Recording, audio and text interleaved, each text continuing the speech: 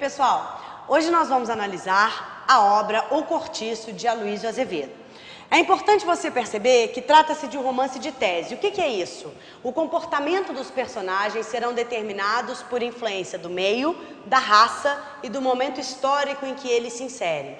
Essa é a definição de romance de tese e O Cortiço é um romance de tese, ok? Dessa maneira, nós não vamos encontrar personagens complexos sob o ponto de vista psicológico. Ao contrário disso, eles são personagens psicologicamente superficiais. Esses personagens, eles servem apenas para configurar tipos sociais. Dessa maneira, vamos citar alguns personagens para vocês entenderem. João Romão é um capitalista, representa o capitalista explorador. Ele é um português que vem para o Brasil com o intuito de enriquecer de maneira exacerbada.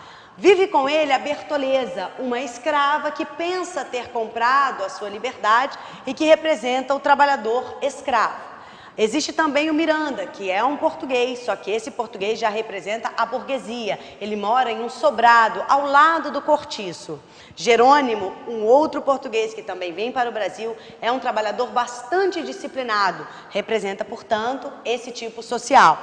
A Piedade, que é a mulher do Jerônimo, representaria a típica mulher europeia. E a Rita Baiana, a mulata sensual do Cortiço, representaria a mulher brasileira. Todos esses personagens são personagens configurados como tipos sociais, não são complexos sob o ponto de vista da sua psicologia e nem são personalidades muito individuais, tudo bem? Mas é importante que vocês percebam que o personagem principal da obra não é nenhum deles, mas sim o Cortiço. Se o vestibular perguntar isso para você, diga que o Cortiço é o personagem principal, porque as ações acontecem no Cortiço de maneira tão dinâmica que ele acaba ganhando vida, tal como um personagem. E como o naturalismo é uma escola que prefere falar da coletividade, nada mais coerente, portanto, de valorizar o coletivo, que é o Cortiço. O narrador desta obra é um narrador em terceira pessoa, aquele narrador que é onisciente e que, portanto, vai penetrar na mente, nos pensamentos de todos os personagens, desvendando as suas intenções, desvendando as suas características. O tempo da obra é um tempo linear, ou seja, começo, meio e fim aparecem exatamente com essa linearidade. Vale lembrar que essa é uma característica da própria escola naturalista. Não há data específica no romance, mas fica bastante claro que ele configura o Brasil do século XIX. A respeito do espaço, nós temos que caracterizar dois espaços super importantes. O primeiro deles é o próprio Cortiço, ou seja, um amontoado de casas onde vivem os pobres, uma mistura desorganizada de pessoas. E o segundo espaço é o sobrado do Miranda, que fica exatamente ao lado do Cortiço. Esse sobrado representaria a burguesia ascendente. Percebam vocês que essas duas habitações, esses dois espaços estão lado a lado, o que vai gerar uma miscigenação, uma mistura dessas raças, que de acordo com o determinismo não será positiva. A respeito do enredo, nós vamos destacar alguns personagens. O primeiro deles é o João Romão, que vem para o Brasil com o intuito de enriquecer e é extremamente ambicioso, passa por cima de quem for preciso para que ele enriqueça. Portanto, ele explora os seus trabalhadores de maneira bastante marcante. Vive com ele a Bertoleza, como eu já disse, uma escrava que junta suas economias, entrega as economias para o João Romão para que ele compre a sua carta de alforria. O João Romão, ambicioso que era, faz o que com essas economias? Gasta, investe nas suas obras. Então a Bertoleza acredita que comprou a sua carta de alforria, mas na verdade ela continua sendo escrava. Em oposição a João Romão está o outro português, o Miranda. Esse é um português bem-sucedido.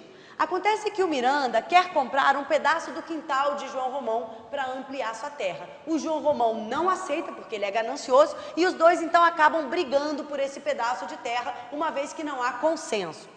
Aí o Miranda ganha, recebe o título de barão e o João Romão fica morrendo de inveja e percebe e passa a perseguir, além da ascensão financeira, a ascensão social. Ou seja, O João Romão começa então a configurar a ambição da população de não querer apenas ser rica. Não basta ter dinheiro. Eu tenho que frequentar bons restaurantes, eu tenho que frequentar academias, eu tenho que frequentar teatros, eu tenho que me inserir na efetiva burguesia para que eu seja considerado um burguês. E aí o próprio comportamento do João Romão começa a mudar. Chega um momento da história, por exemplo, que o cortiço se transforma em Vila João Romão, configurando, portanto, uma ascensão econômica deste personagem.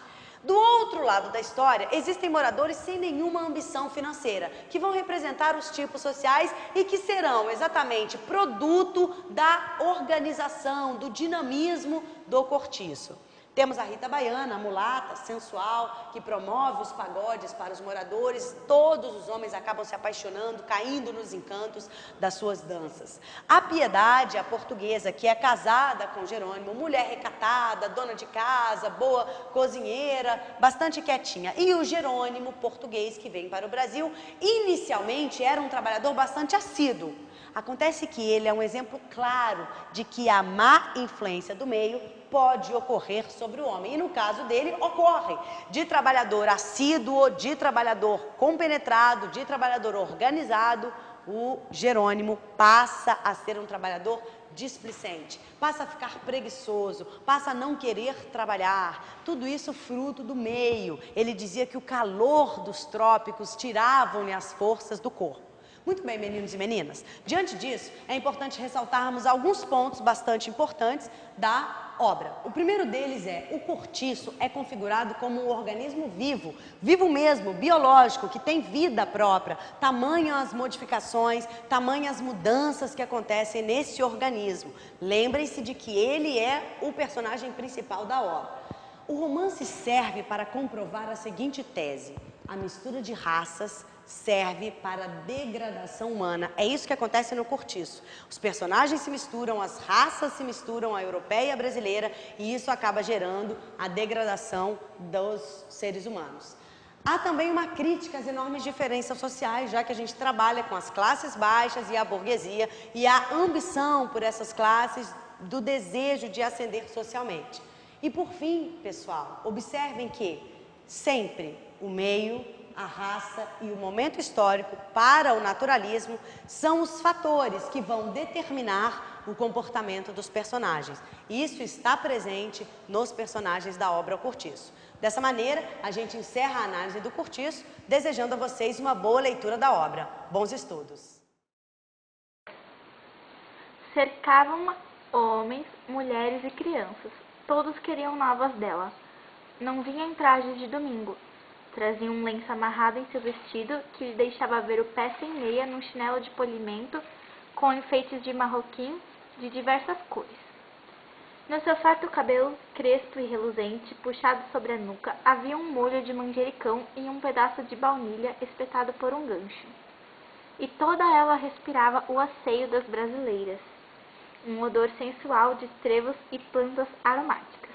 Irrequieta, saracoteando, o atrevido e rígido quadril baiano respondia para a direita e para a esquerda, pondo à mostra um fio dos dentes claros e brilhantes que enriqueciam a sua fisionomia com um realce fascinador.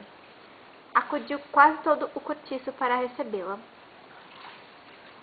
Choravam abraços e as chufas de bom acolhimento. Mas por onde andava aquele diabo que não aparecia para mais de 3 meses? Olha, nem me fale, coração. Sabe, pagode de roda. Ah, mas cachaça velha, que de fazer. Mas onde que tivesse enterrada por tanto tempo, criatura? No Jacarepaguá. Com quem? Firme. Ai, que ainda dura. Cala a boca, agora foi sério. Paixões da Rita! Exclamou o Bruno com uma risada. Uma por ano, não contando as miúdas. Não, isso aqui não. Quando estou com um homem, não olho para outro. Leocádia, que era perdida pela mulata, saltara-lhe ao pescoço ao primeiro encontro, e agora, defronte dela, com mãos a mãos, os olhos úmidos de emoção, rindo sem se fartar de vê-la, fazia-lhe perguntas sobre perguntas. Mas por que não te metes tu logo com o Firman? Por que não te casas com ele? Casar? Nessa não caia, filha de meu pai. Casar? Deus te livre. Homem é pior que o diabo. Ela acha logo que